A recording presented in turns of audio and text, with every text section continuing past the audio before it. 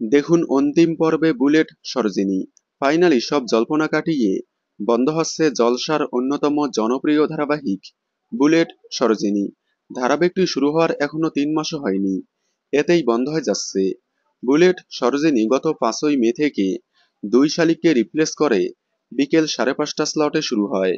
শুরুর প্রথম সপ্তাহ টিআরপিতে স্লট লিড করলেও পরের সপ্তাহ থেকে টিআরপিতে আস্তে আস্তে কমতে শুরু করে। প্রতিপক্ষ ধারাবাহিকের থেকে হিউজ গ্যাপে পিছিয়ে থাকে, এমনকি আস্তে আস্তে প্রতিপক্ষ ধারাবাহিকের থেকে গ্যাপ অনেকটাই বেড়ে যায়। প্রতিপক্ষ যেখানে 3+ টিআরপিতে, সেখানে বুলেট সরোজিনী 2+ টিআরপিতে আটকে থাকে। এ কারণেই বন্ধ হচ্ছে বুলেট সরোজিনী। আগেই বলেছিলাম খুব শীঘ্রই বন্ধ হচ্ছে বুলেট সরোজিনী, অবশেষে সেটাই হলো। নতুন ধারাবাহিক লক্ষ্মীচাপির আগমনেই বন্ধ হচ্ছে বুলেট সরোজিনী।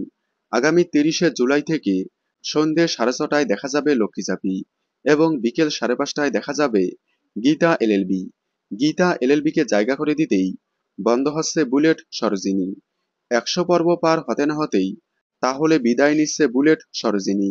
বুলেট সরোজিনী বন্ধ হয়ে যাওয়ায় আপনারা কতটা মিস করবেন কমেন্টে জানাবেন। বাংলা বিনোদনের এই ধরনের সকল আপডেট সবার আগে পেতে চ্যানেলটি সাবস্ক্রাইব করে পাশে থাকা বেল আইকনটি বাজিয়ে দিন। ধন্যবাদ।